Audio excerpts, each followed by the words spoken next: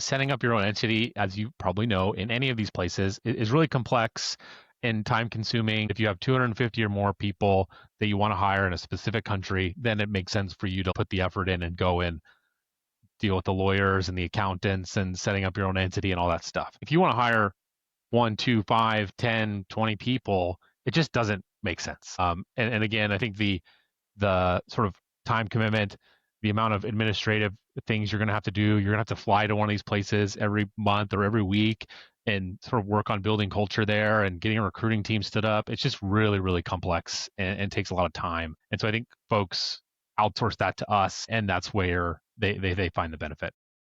Welcome to this special Hawaii episode of Talk Commerce. Today I have Taylor Goucher. He is the Vice President of Sales and Marketing for Connects. Taylor, go ahead, do a much better introduction for yourself. Tell us your day-to-day role and one of your passions in life. Taylor Goucher. I'm Vice President of Sales and Marketing at Connects. As Brent says, one of my passions in life is exercising and teaching folks how to do that and live a healthy life. Awesome. Good. Yeah. So I've done the Honolulu Marathon a bunch of times. I've got the Hilo Bird Sanctuary Marathon coming up in December, and then the Maui Ocean Front. So is your anything around exercise involve running, or do you have other disciplines that you jump into? My favorite discipline is strongman, but I come from a military background, so I've been running for a long time, and I enjoy that occasionally as well. And swimming, obviously. There's nothing beats an open water swim. Yeah.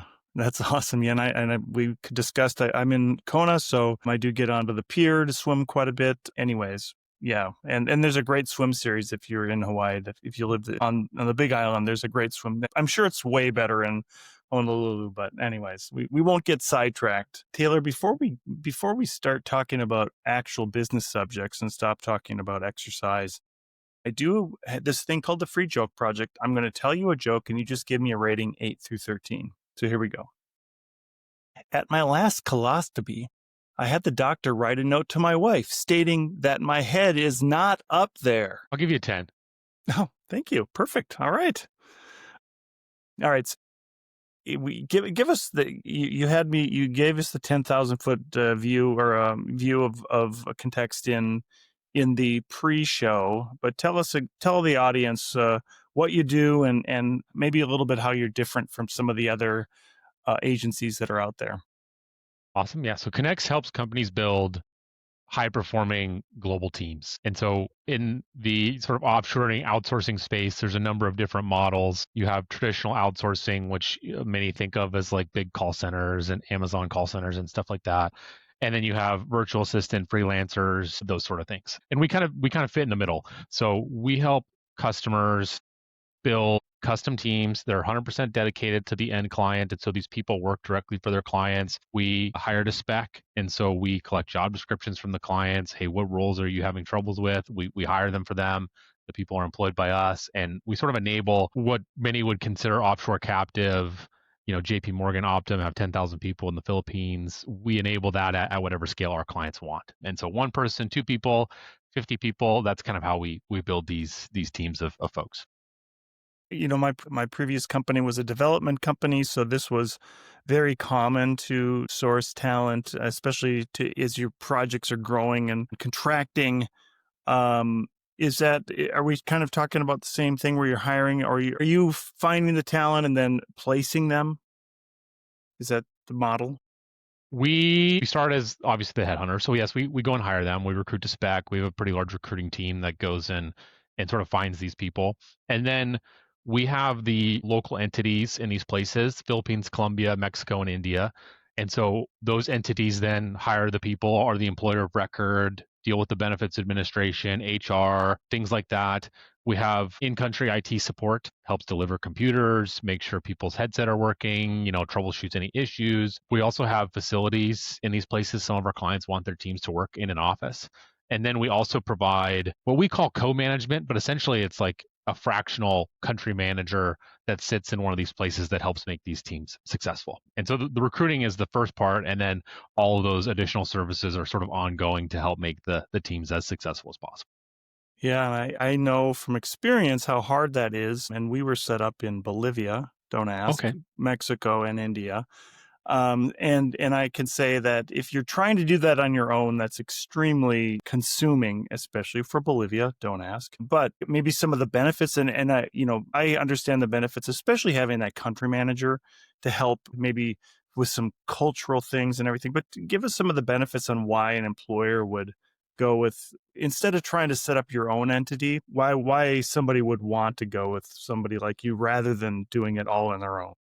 So I think the number one reason is setting up your own entity, as you probably know, in any of these places is really complex and time consuming, and the return doesn't really make sense unless you have a certain amount of scale. We usually say that if you have 250 or more people that you want to hire in a specific country, then it makes sense for you to like put the effort in and go and deal with the lawyers and the accountants and setting up your own entity and all that stuff. If you want to hire 1, 2, 5, 10, 20 people, it just doesn't make sense. And again, I think the sort of time commitment, the amount of administrative things you're going to have to do, you're going to have to fly to one of these places every month or every week and sort of work on building culture there and getting a recruiting team stood up. It's just really, really complex and takes a lot of time. And so I think folks outsource that to us, and that's where they find the benefit. Yeah, and do you have specific industries at work that are more prone to doing this type of outsourcing, or does it really apply to anybody? It really applies to anyone. I usually tell folks if you have a role or a function that can be done remotely in the US, it can likely be done remotely in one of these places. And so we have some roles that are really common: accounting and finance, IT and developers, customer service, back office tasks like revenue cycle management in healthcare or procurement. Those sort of things are really common and we see a lot. But it really can be done in any industry. We have 300 clients now in the US, and the industry range is quite wide. I know one of the things that we always struggled with was language communication, and we were big in Slack, and so people could translate in almost in real time using Slack. How do you help your clients communicate with their teams? And if you're in the U.S., going to Mexico or somewhere in South America makes a lot of sense because you're in the same time zone. But India is a different beast because either they work at night or they work off hours and they pick up tasks as they're going along. How do you help with that communication? Again, I think a big role of the country manager or the manager from our point of our side. There's a lot of what we like to call English to English translation, meaning we say or think something in the US and then it needs to be, even though these countries speak English and the people speak English, it sort of needs to be translated in a way that makes sense to them. And that's a big role of sort of the manager and making sure that people understand things and that they're crystal clear on how things should be done. And so that's a huge role of that intermediary that helps clients navigate that. And usually what happens is over time, clients figure out and are sort of taught, okay, this is how I talk and manage and sort of speak to my Philippines team, and the Colombia team may be a little bit different, and the India team even different more, right? And they kind of understand that. From a time zone perspective, we have people working 24. So that's one of the things we let the client dictate is the working schedule of the people. We tend to think that people work are more productive in daytime hours, but we do have a good portion of our workforce that works their local night shift, which is a US daytime shift. And so we have that available. And then again, the manager sort of works that same schedule. So they're available to help with any communication issues that may come up. And do you encourage your clients to do team building exercises, even if you're the owner? You encourage them to visit the country and try to connect directly with the team when they can. Yes, we do highly. We tend to find that the highest performing teams are the ones that are most engaged with, the ones that are sort of treated as if they're an extension of your local operations. I think we don't use people tend to use the term resource when they're talking about a people or a person that's working for them, and we try to avoid that term because it sort of makes them not almost like not human. And so we highly encourage engagement with these folks. We have clients that will send gifts, we'll do coordinated activities, virtual team building sessions, and then yeah, we have a ton of clients that come and visit. We do a couple of parties every year, and we encourage clients to come, and they usually will come and visit our teams and have a great time. So the most engaged teams perform at the highest level. How about coming back to visiting your team in Hawaii? That must be a big benefit as well especially for the country managers.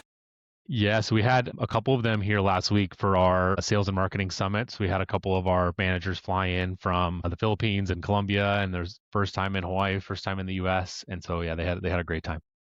I know that one of the challenges we had was just some cultural things, and especially if you like we would implant developers on site, and having somebody come from Bolivia to Mexico, you'd think it would be fairly straightforward, but those cultural differences in those two countries was so different. But is there just ways to help on that cultural transitions and then understanding which cultures work best in which other cultures? Yes, there's nuance. So culture is huge. Each of the geographies we operate in have different talent advantages and different cultures.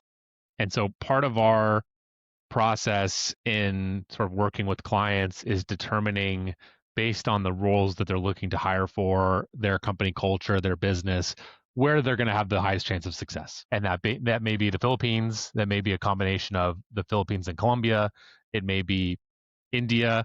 And so part of our process is advising them on that. What do you advise, or what is your kind of thought about how you would introduce a client to outsourcing? And I can say that, there's a lot of stops and starts, and sometimes business owners are reluctant, but sometimes they have to do it. Is there a sort of a prescribed winning mechanism to get people introduced and then getting some success happening? Yes. So it's always best to start small. Start with a small scope of work. Start with something that's well defined in your business now.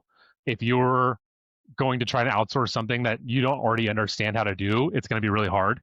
And so we almost always advise to start small, simple, and with something that you are know how to do now. Yeah, how about video and things like that to help train? I know, personally, I've hired VAs out of Philippines, and it was, very effective to come up with every single thing I wanted to do via video, so they could go back and, if they did it on Loom, you can go see how many times they've watched it. Is there different things just to help them guide them along?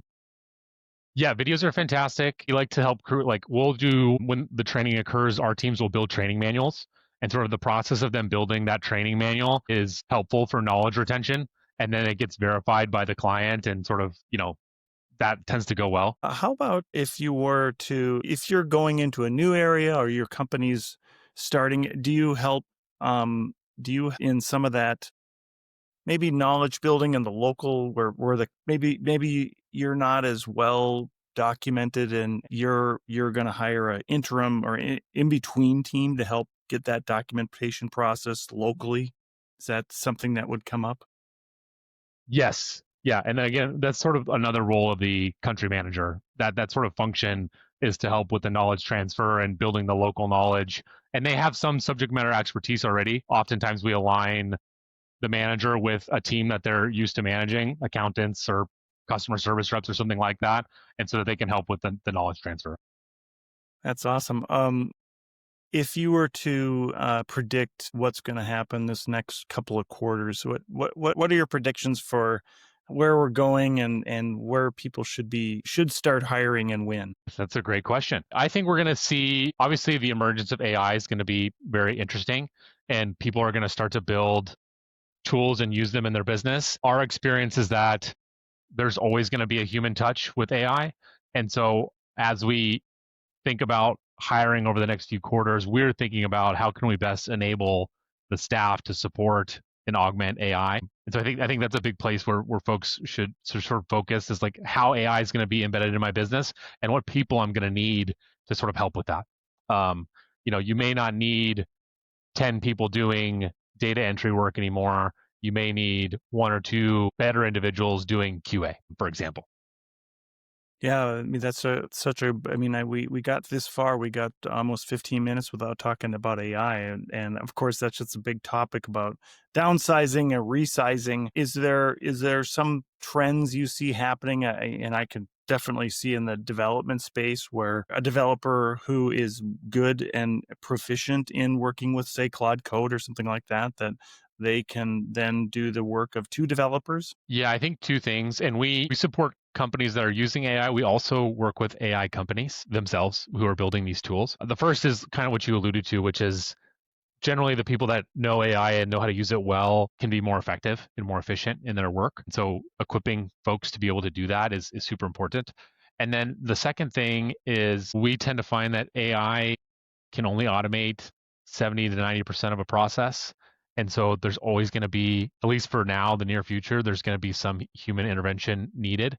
And we're even seeing that with our AI clients who have these AI tools and they need highly proficient people in the Philippines to be able to QA the outputs of the AI before it goes to the customer. Yeah, I can speak from experience where Claude Code always tells me I'm complete, where everything is done.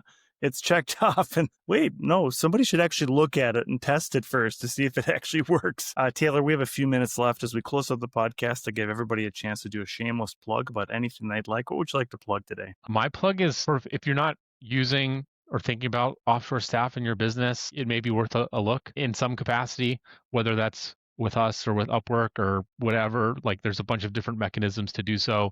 The people in these places are truly fantastic. And I think a lot of people tend to think outsourced out of mind or that the people that work in these places are bad individuals. It couldn't be more opposite. They're truly fantastic workers, fantastic people. And so if you're not thinking about it, it may be worth a thought in 2026. That's great. And how do they get a hold of you? You can find us on our website, www.connexglobal.com, or you can email me directly, taylor@connexglobal.com, and I will get you in the right hands. And that's CONNEXT. All right, Taylor Goucher, the Vice President of Marketing and Sales for Connex Global. Thank you so much for being here today. Awesome. Thanks, Brent.